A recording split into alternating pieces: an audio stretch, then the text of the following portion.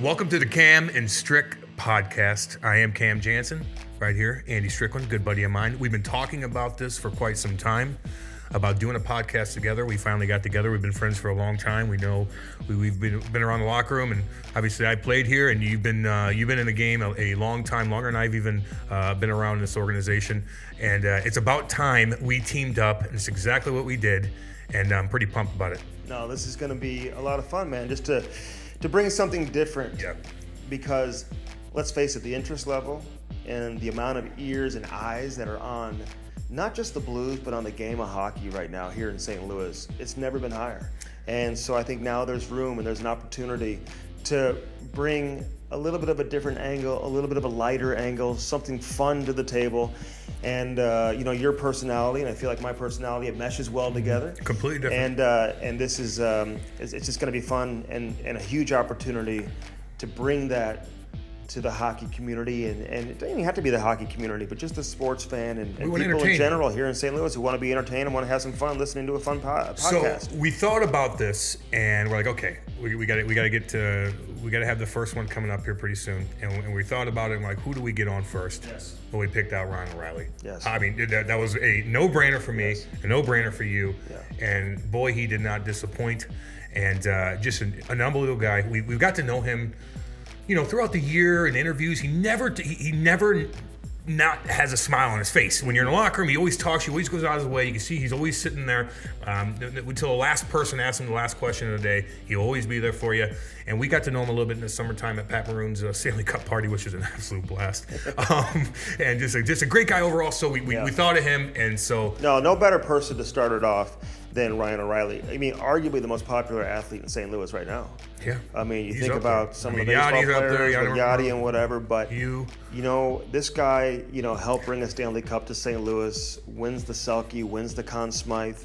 He had some help along the way with some other guys too, there's no question, but just in terms of being nice, he's one of the nicest people that I've ever met. And we talk about that a little bit during the podcast. The relationship he has with his family, getting to know his family.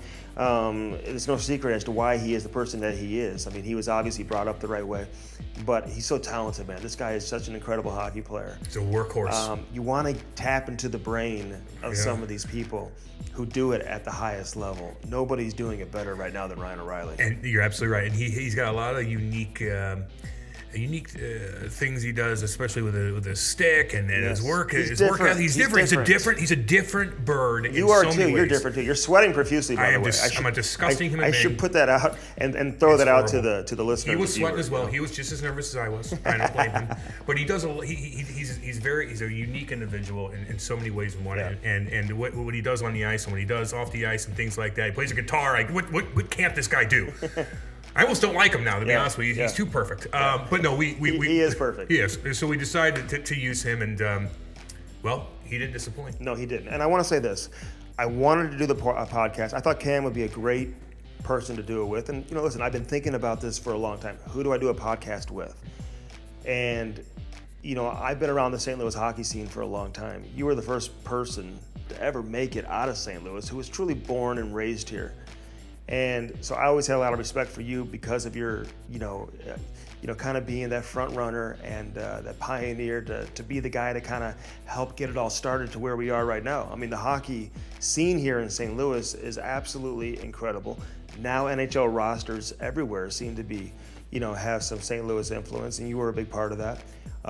And so, I just thought obviously it would be a good fit from that standpoint and kind of help celebrate just how far the sport has come here in St. Louis as well. Yeah, cool, man. And you know what? I same with you too. I'm still trying to think why I picked you, and I'm trying to figure that out. But I'm just joking. And we've known each other for a long time, and you've been in the game a long time. So we're gonna bring something unique. We're gonna get a lot of different guests. And again, we're pretty close with a lot of these guys on the team, and we're gonna entertain you.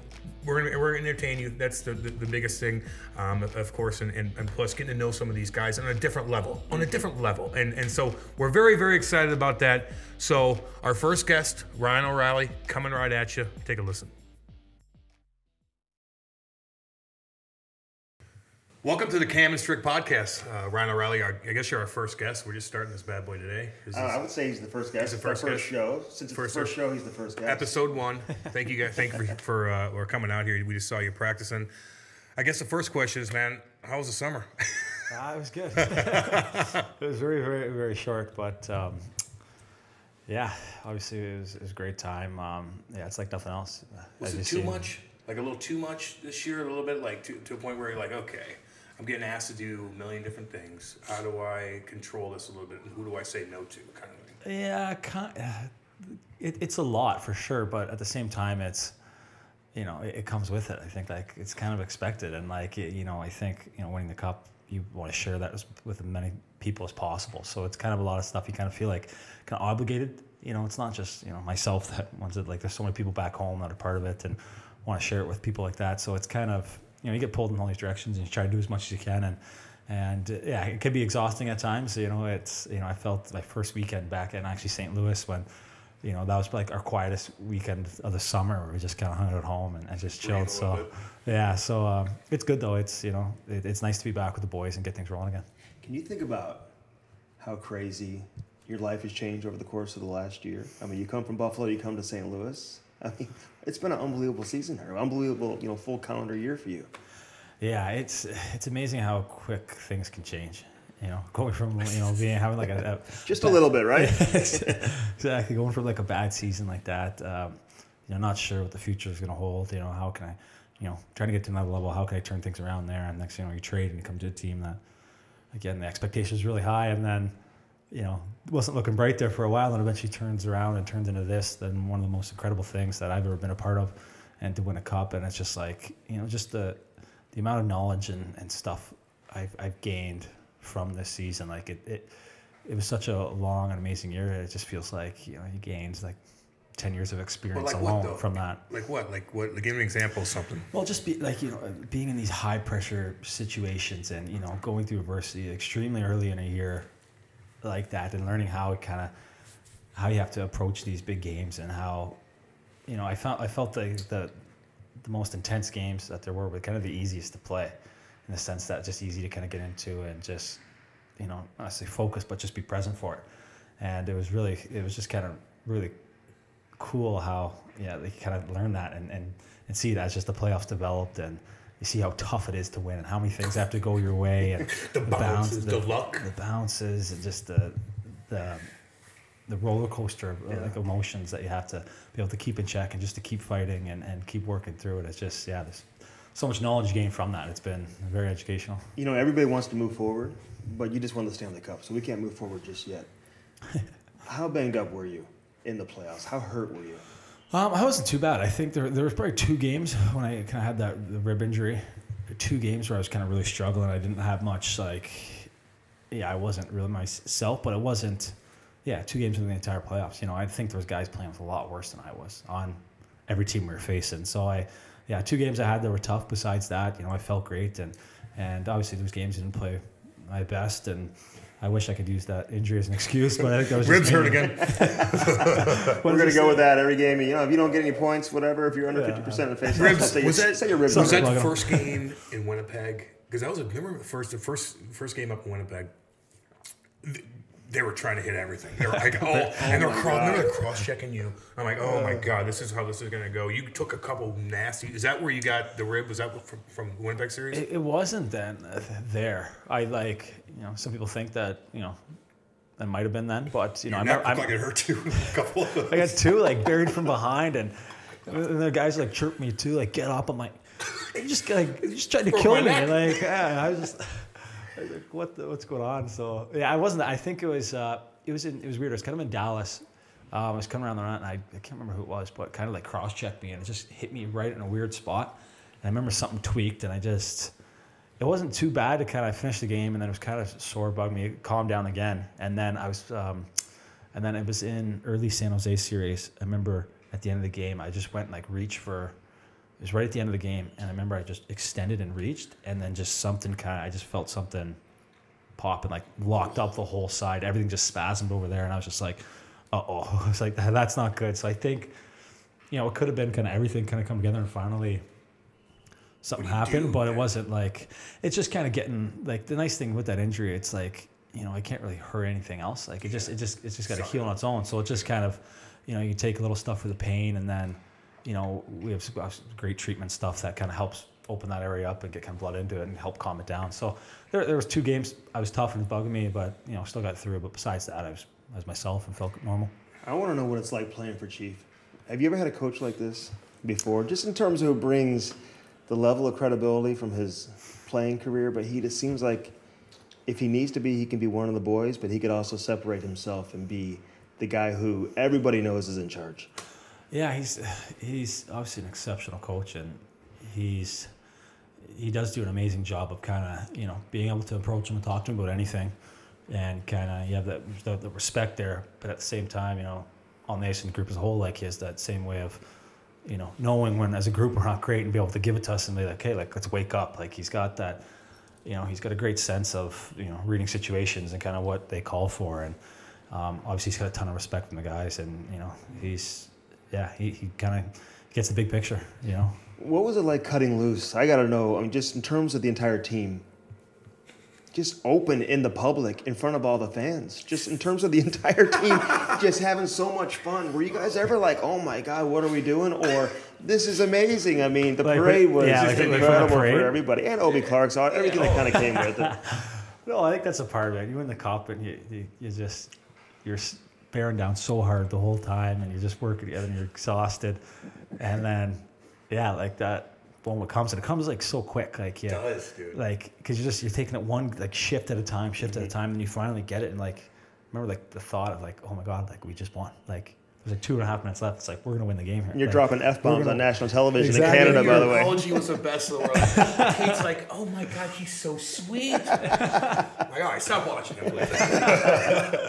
Oh, but it's just, there's so much emotion, and then like, yeah, just, you know, it's the cup. The cup does that and gives us the right to, you know, green light, baby. Yeah, it's the biggest green light in the world to just celebrate and enjoy it, and you have to. Like, it's a part of it. Like, it's something you work so hard for, and it's just leave it out there. I'm guessing you have, you know, there's so many pictures that people take of the whole process and the cup parties and all that, whatever. But the one pic of you and Patty flying home with the trophy, like, that's got to be on your wall somewhere, right, in the basement or something. Yeah, I got the guys from like Fan Cave gave me did up like a huge canvas of it. Oh, really? Which is awesome. Yeah. So like I'm building like a cottage back home, and I'm definitely gonna put that up somewhere, because it's like, it was just funny. Like, I can like remember exactly it going down of just like, you know, get on the plane, and that was one of the most fun we had, because it was like just like the guys and everyone there that you just travel with. So it was really cool. All of us just there together. I can remember, you know, sitting down and like, you know, we're having beers and drinking, and, you know, the cup's right there, and then the guys right there were sitting there, and then remember like, oh, let's get a shot. Like, I can picture everything about it, and it was just like, it's funny. Then next thing, it just like blew up, and it was just kind of so cool. But yeah, it's obviously a great moment. You seem like the perfect teammate. I mean, nobody has anything bad to say about you. You're on the ice after every practice. And, you know, when you first started doing it, when you came to St. Louis, and I remember Kevin Shattenkirk texting me. He's like, dude, he was doing this his rookie year in Colorado. This is nothing new. Where does this come from, and why do you do it? Why do you feel like you have to put that much work in after practice? I feel like, you know, it's kind of almost like a responsibility, I think, to kind of develop that side of my game. And a lot of it's, you know, like the hands and the feeling like you can, in practice, I think you just don't get enough of that. And you see more and more, like, you just need to practice those kind of nuances of the game. And for me, it just kind of gives me confidence in all situations. You know, when I've handled, like, whether it's, you know, get creative and just handling bad pucks and settling them and shooting, it just, I feel doing many reps of that, you know, obviously I get better at it too, but I just feel confident going into a game. Like, any puck that comes, I'm able to adapt. Like, I just feel it gives me a lot of growth in my game, and yeah, I like it. It's a confidence thing. It's well, you just kind of screwed me up because you're pointing at him. Well, no, because if Cam was on your team, he'd be the guy. He'd be the guy that'd be out there with you every single practice. I did that I did this little stick handling in the locker room, and all the guys would give me so much shit. And I'm like, I'm trying to work on my hands. Are god awful. Like this is not. I'm not trying to toe drag. He guys. came to I'm trying to get prospect the damn puck out of camp. the He zone. came to Blues prospect camp because he was living here after he was in the league for like 3 or 4 years. I'm like, what are you doing here? You're like, I don't know. I just figured I'd come to prospect camp. Did they invite you or no? I don't remember. But do you expect guys to stay out after? Do you ask guys to stay out after? Because it seems like Braden Shen now, I mean, he's been the guy who's been with you. I know you guys are in the same group right now, so it's more convenient for him, obviously, because he's on the ice with you. But do you ever say, hey, you should stay out with me or no? Not really. I think we have a good group. Like there's always guys that want to. Yeah. So it's kind of nice to just kind of feed off each other and practice different things. And yeah, it's nice. Like we have such a good group that like we've guys that work so hard. I find like one of the best I've ever seen on teams where guys like they take a lot of pride in making sure they're ready to go for their team. And it's really nice to be around. Well, one more thing about that, because last year it was after a training camp practice, and there was this guy on the ice with Ryan O'Reilly wearing tennis shoes. I said, I got to go talk to this guy. Who is this? And it ended up being your dad. And he kept bringing up the word quality, that Ryan won't get off the ice until he feels like he had enough quality in terms of what you're trying to accomplish. Like, what is the word quality? How does that come into play in terms of what you're trying to do? It's a practice. I think a lot of it of being like completely present and kind of aware when you're doing something. And I've been training with my dad since we've been really young, and about being able to practice that and be able to achieve that where you're completely engaged in what you're doing and you watch, and like that's when the reps, whatever kind of drill we're doing for the stick handling drill, that's when everything's just the cleanest, when there's no real frustration or trying to put a label on something and just doing it and just completely, there's just a certain flow to it. So it's kind of like trying to find all the time. And yeah, I still practice where even today I felt like it wasn't a great practice by myself. Like I wasn't handling pucks very well. And you brought that up that you weren't handling the puck. I was like, maybe he's been spending too much time with Cam. You started looking like Cam. No, I wouldn't say that. So how does it? So you got that. If you guys don't know, Although Cam's the only player, by the way, I've ever seen he's actually a better player after his. I'm better now than I ever been. Okay. Than he was when he was playing in the National Hockey League. Somehow he's better now than he was when he was playing. My in the mind's NHL. right now, damn it. But you got this funky blade, dude, and it's got this little hook on the end, like a tiny little, half an inch. How the hell did you come up with that? How did you say to yourself, I'm just going to put just a little thing on the end of this bad boy? Considering nobody else does it. No one else does it. And not to mention, it's a pain in the ass to do that before every game. And if you don't have that and you play with it, all of a sudden you don't have that little hook when you're working on the wall. They have to custom make that for you, don't they? Yeah, they send them now. I remember they had some issues when I first kind of sent it in to actually make it in the Warrior Factory. Yeah. They kind of didn't really know how to. They're probably like, what? Like how kind of do it. They're like, what's okay, wrong with like, this guy? Yeah, good player, but they made it happen, which is cool. But my curve was pretty much that straight. And I remember that I got that curve because that was what my brother was using. I think in Windsor when he was with you. We dominated together. Poor kid. Oh, he loved it. He said he had the most space ever. He just. Oh, when he played with Cam? They were the same line. He's like, it was unbelievable. They traded me to Guelph, but go ahead. Oh, yeah. Yeah, so like it was Ronek's curve and a little straight, but really long blade.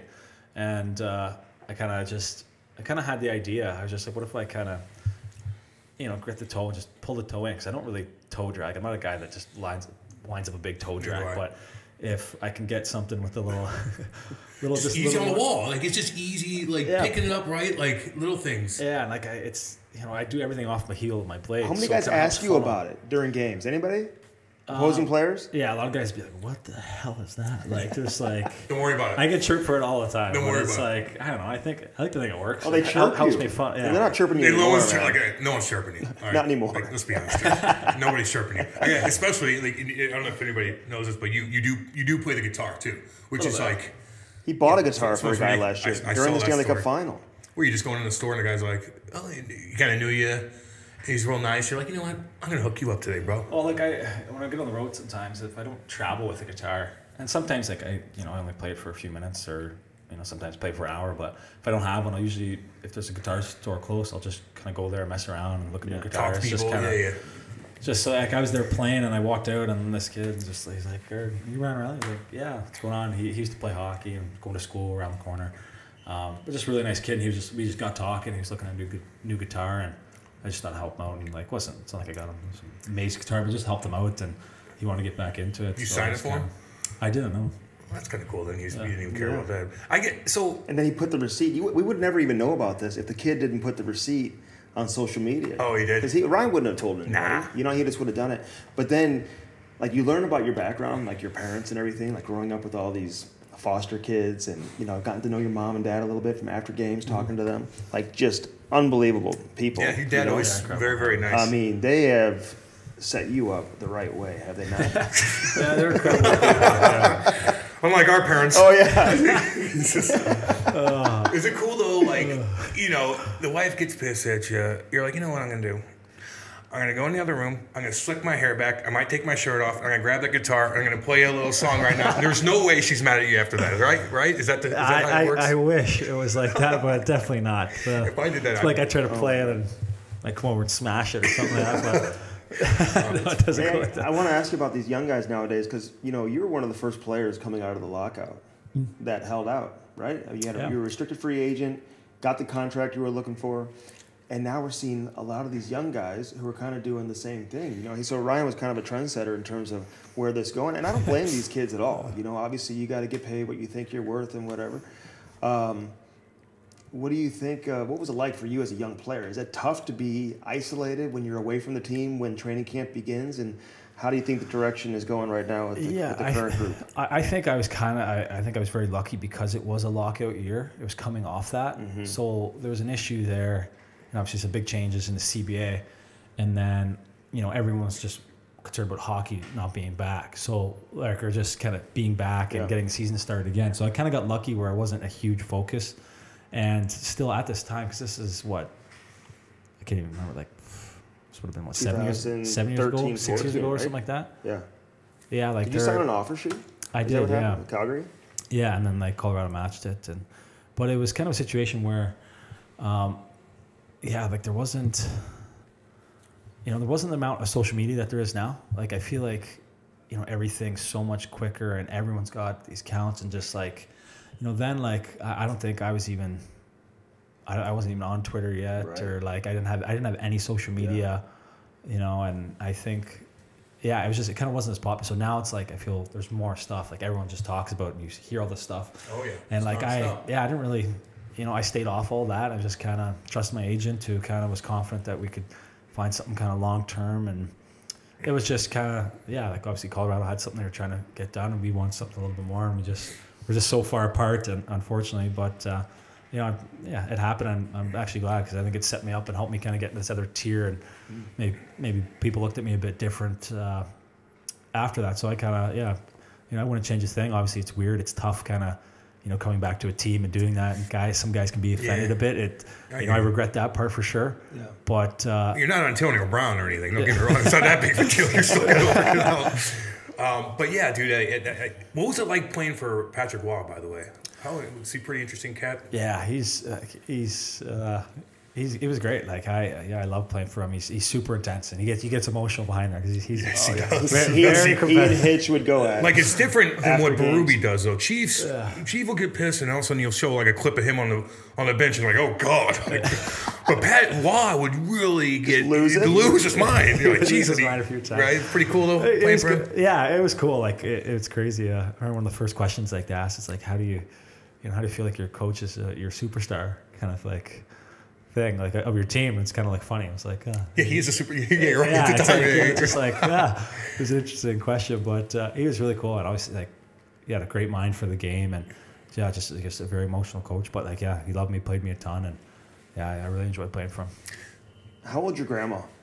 99. 99. Wow. Yeah. I thought that was really cool. You know, you bring the Stanley Cup to your grandma, and you know, for the Canadian people, right? And first of all, you have like 3 parades. He's like huge in like several provinces. This guy's. I would have gave him 4. This guy's had like 4 or 5 towns and maybe 1,000 people. There's like signs everywhere. Welcome home, Ryan O'Reilly. Or something. I'm like, this guy. The parade was a block long. Oh, was that it? It wasn't like I was just there.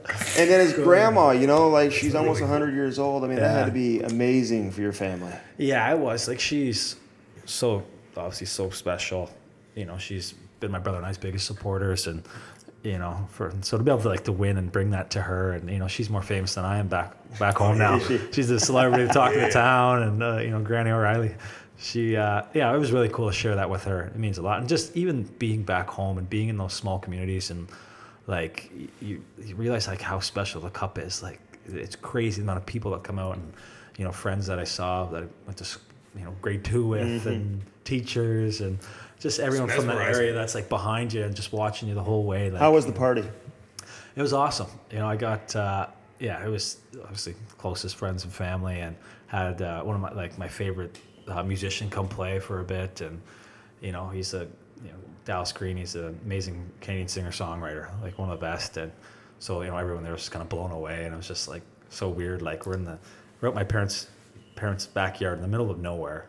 You know, they live on a farm. Is that what it is? Or it's like it's surrounded by fields. Yeah. You know, they don't have a farm. But they have like it's like I think 2-acre property, right tucked in. But like it was just pretty cool to be out. You're out there in the middle of nowhere, fields around, and then this guy's playing like, and it's just like all the people that, you know, I think that really helped me, you know, be able to do what I've wanted to do since a kid, all there to be able to share with everyone. So it was like, yeah, it was awesome. What do you You say you're building a cottage. Like, what do you do for fun in the summer? I know this summer was crazy.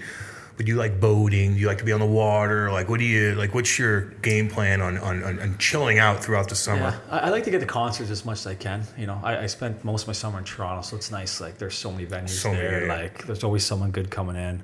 But you know, I like golfing too. I you know, since having a kid, it's been a lot tougher to get out there and golf. But you know, I love that. And the cottage I'm building, gonna have like a couple little holes, like artificial holes. Oh, cool. So it'd be nice because I've got a pretty big property. So it'd be nice to kind of have gym, pretty much everything there besides a rink. You don't believe, man. So I'll be able to do, you gotta have everything out there. in the summer. We're coming to the cottage. Podcast number 2 up there. We'll do it. Get mics up and we'll just man, hit a few balls. Who are you listening to right now? Who's your go-to band right now you're listening to? Oh gosh, it changes. I know the Lumineers just came out. They got a new album that just came out, so I've been listening to that quite a bit. It's really song good. called Gloria, I think, on there. Yeah, it's Gloria on that. You're right. It's different, but it's a little different. But it's awesome. Yeah, they're obviously an amazing band. You know, Camp is another band I've been listening to. They have a new album too, which is awesome. Yeah, so I bounce around, like I fluctuate all the time. You use music to get pumped up before a game? Oh yeah, gosh yeah. Or more chilled out. Is it more like I was listening to heavy metal getting pumped up because I gotta go, you know, deal with the Brian McGrattan out there who's gonna punch through my head. So I gotta get pumped up to even go with this cat. Yeah, but for you, is it more like chill? Like, all right, I gotta, you know, you don't want to get too amped up, but it's more like a kind of, I gotta relax music to go on the ice and do my thing. Not really relaxed. It just, I think I have different kind of music that makes me feel different things, but just kind of just brings kind of inspiration into me through different music. You feel good. I'm ready for anything, kind of. You know, just great songs that kind of just, you know, bring me kind of present and just kind of enjoy them, kind of make it easier to move kind of thing. So like it fluctuates all the time from what I listen to. You know, sometimes it's like Marvin Gaye and listen to that. Like I love, like he's like the pinnacle. School, I love that, man. Yeah. You do like that. He's like the most. He's like the most well-rounded hockey player. Like most. You're a well-rounded hockey player too. Yeah, most don't have like the.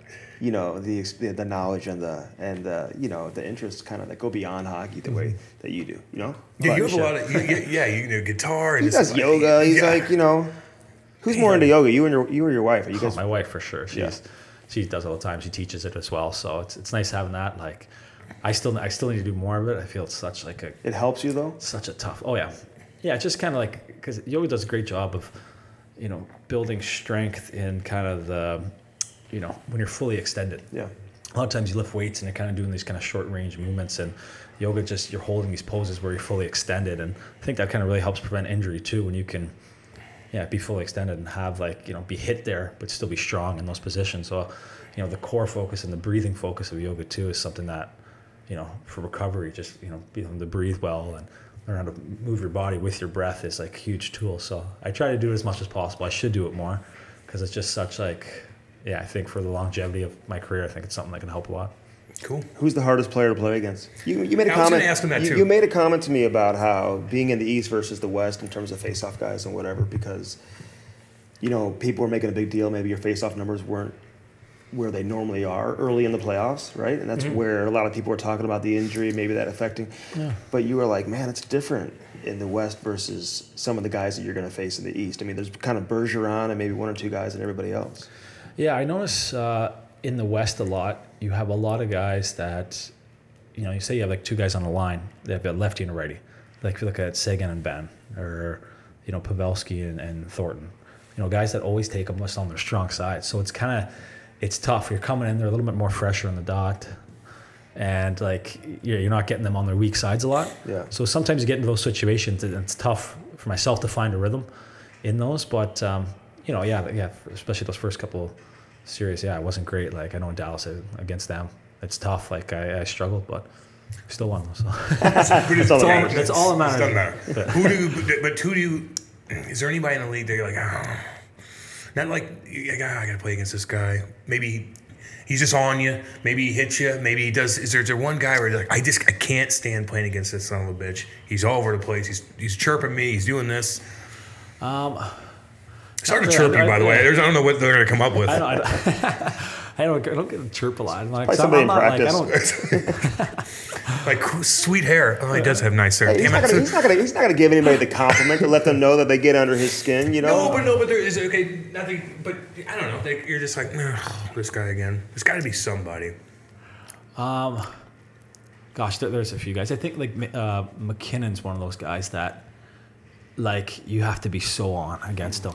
How good was he when he first came in? He could take over. Oh gosh, yeah. Like he's an incredible player, and being back in just knowing him personally too, like being buddies with him, and kind of going out, and you gotta you can't really joke around because if you do, you're gonna lose focus and he's gonna bury us. So it's just one of those guys you really have to be on, and like he's just so dynamic with his speed and the way he can kind of be full speed and stick handle at the same time, and then just stop and then can just shoot it like out of nowhere. He's so big. He's so strong. He's just like, I know going to that game, it's just like, I'm like, I got to be on it tonight. Like I have to be skating. I got to do whatever I can to keep the puck off this guy's stick. And it's just strong so it's too, like trying to bump against him. Yeah. Oh yeah. You mentioned Colorado. We won't keep you much longer, but you're one of the only players. Oh, he's got nothing to do. Don't worry about it. Besides, you already asked him what he had to do. He has nothing going on the rest of the day, by the way. Except his kid. You got to pick up his kid. Yeah. Okay. But Bergeron and you, and I can't believe he wasn't drafted in the first round either. First of all, why weren't you drafted in the first round? I mean, were you expected to go in the first round? I remember my agent told me we were talking to Florida. Florida picked at 14th, and they said it was between me and another guy. Okay. So from 14th on, I was like, okay, I might go. It's the worst. And I remember my brother being in Nashville. I think they had 2 more picks, or they had 1 pick earlier, and they got 2 more. I think in the tail end of the first round. And then my agent was like, yeah, I don't think you go by Nashville. They know it. They kind of know your brother. They're gonna. And then they had 2, and they didn't go there. I remember leaving the draft the first day, and I had the biggest headache, and I was just like, I gotta go to bed. I just was so stressed out. Oh man. But upset though. I mean, you went early in the second round, but you're one of the only players that I could ever think of who made the NHL roster in his first training camp who wasn't a first-round pick. Yeah. I mean, that never happens. Were you going into camp thinking you had an opportunity to make the team? Not I was kind of going in just in the excitement and just knew I got to work. I wasn't trying expectations for anything. It was just kind of, I'm going to go there. I'm just going to show them I can play. I can do it. And I just kind of left it out there every shift, every practice. And, I got lucky that, Colorado was really rebuilding at that time. Mm-hmm. I go to another team, that time, a Detroit. I'm not even getting that. Right? Yeah, so me and Dutchie were together there. So it was kind of good too. We had another guy with it kind of going through all the same stuff. And, obviously he had a lot of expectations on him as their 3rd pick. And then I was just kind of flew under the radar and was just there. And it kind of, worked out really well. But I had a lot of stuff, and even now I still feel I still got to keep growing my game. But even then, my stride, I think too, I still had to develop that more. I had to get faster. My shot too wasn't that great. So it was all things I worked on and slowly developed. But I kind of just went in there and competed, and I was very fortunate. You know when I want to be Ryan O'Reilly? I wanted to be him a long time ago. On July 1st.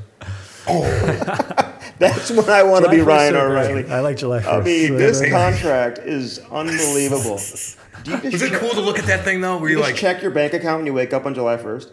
Well, unfortunately, they don't come in right then. Sometimes it's a couple days later. But just drop definitely get the direct notification. And it's just like what's up? definitely like all what are we doing my boys tonight? are like, all right, where are we going? Where are we going? Like, Oh yeah, where are we going? We're blowing it out Damn tonight. right. It's like, all right, All right, get in, we'll go. Get in, have some we'll go. fun. That's awesome, man. Yeah, But you best I've guys seen. at this point have been through war together, battle, ins and out, ups and downs. So it's like, how can you not be tight at this point? No, know you what I could mean? tell how tight you guys were. No doubt. Throughout the entire run last year. It just seemed like everybody gets It's very along, noticeable. You know? Very noticeable.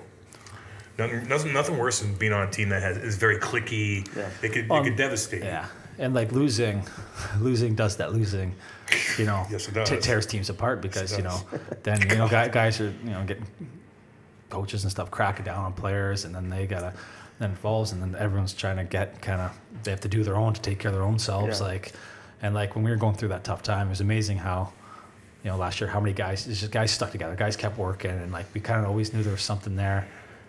And then eventually things started to click, and then it was just like boom. But like it easily, there was opportunities for everyone to could have went their own way and just covered their, covered their own ass. But no, guys just stayed together, kept working, and then turned into something beautiful. You got to shove it in the face of Buffalo, and I know that wasn't your intention. I know the fans liked you, and you like the fans and whatever. But the media taking shots at this guy, like when Buffalo came into St. Louis last year, and insinuating that, They had a 10 game winning this guy's a streak. losing player, the losing follows Ryan O'Reilly, and for you to Felt like it too. but for you to win and then win the Conn Smythe and obviously win some individual awards there with the Selke man, Yeah, you're that not was, thinking of Buffalo at that time. no, You know? but it's Yeah, great like, though. but like, we finished last that year too, and yeah, like everyone was on the block. They were listening to everything. Like you can't finish last and expect like, let's try it again next year. Like the changes are going to be made. And Totally. Yeah, it was kind of like it's kind of felt offended to get traded. It's like, oh, gosh, like I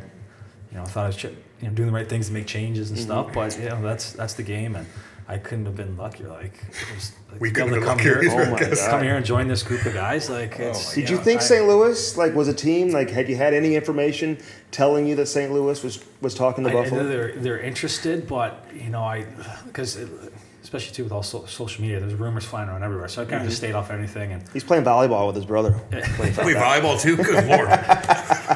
more, not that, I'm not that That's what good. they do in Canada. They play volleyball. Oh my god.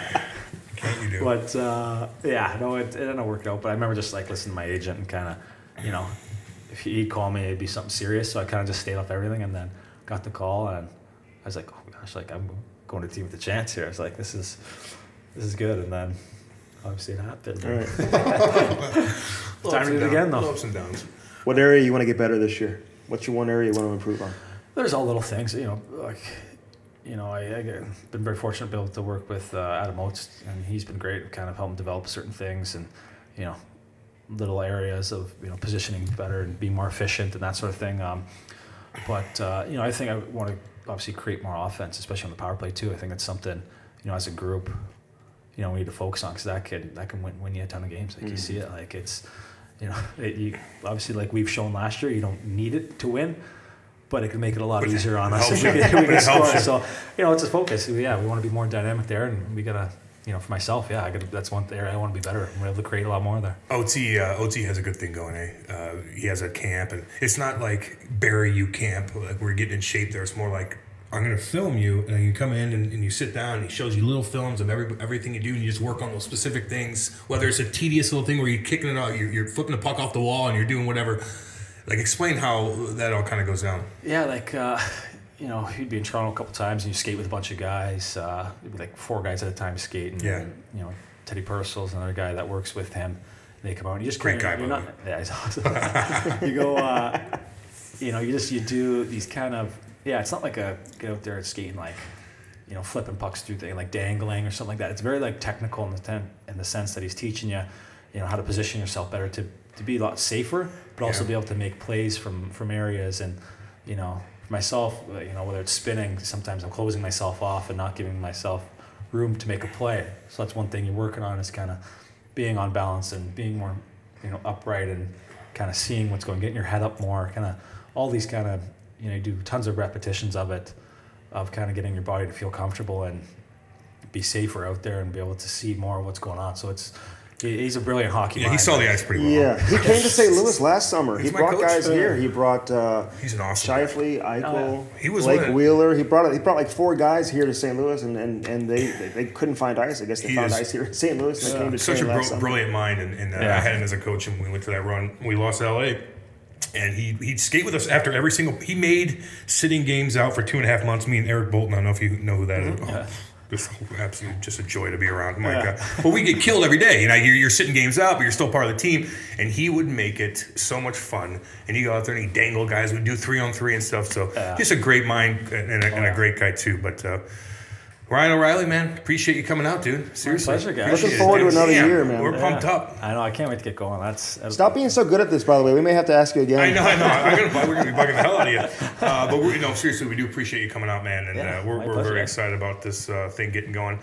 I'm sick of talking baseball. I'm not gonna lie to you. Sick of talking baseball. A lot of stuff we got to talk about.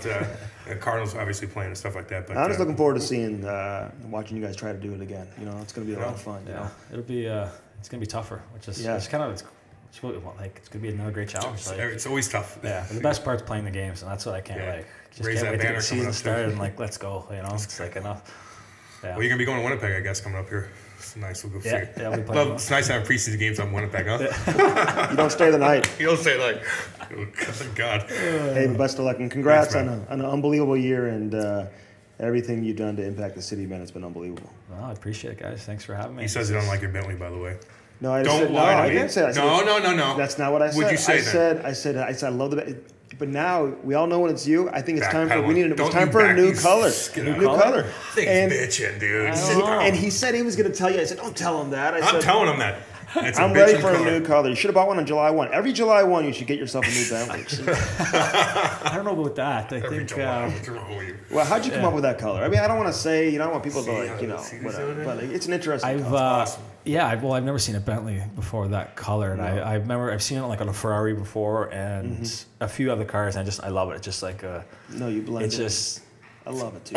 Actually, I do. It's Don't listen to him. It's not like Listen to me. extremely flashy, like, but it's subtle. And if you know Right. cars, I feel you're like, wow, like that's a really unique kind of cool color. But it's not like, I don't know, it's not like a, shiny like Is it fast? Look at yeah, me, like look at me, yellow. look at me. Like, How it's- fast is it? It's fast. I've got it. You can go 180, right? Oh yeah, you can get up there. I've got it up to like 120. Right. oh, Thank you absolutely. for coming No out, man. problem, guys. Appreciate My it. pleasure. Appreciate it. Have a great year, man. Yeah, thanks guys.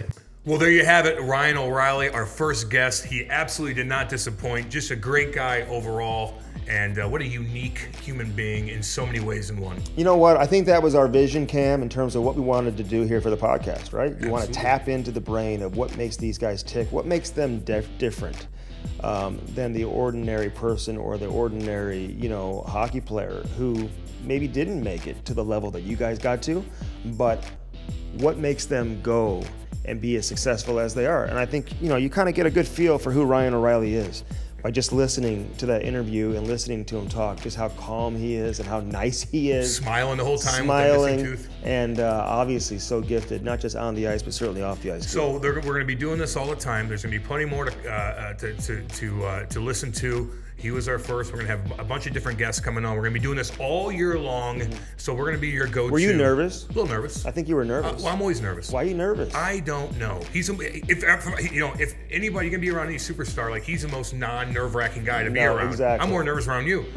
Why, I don't know. But the point is, we're going to be doing this all year long. We're going to be your go-to for all kinds of different stuff, especially with some great guests too. And we're also going to be talking about what's going on with the Blues at the time and around the NHL too. So we're going to give you a lot of knowledge and we're going to entertain you as well. If you want to follow us on Twitter, I'm Cam Jansen25.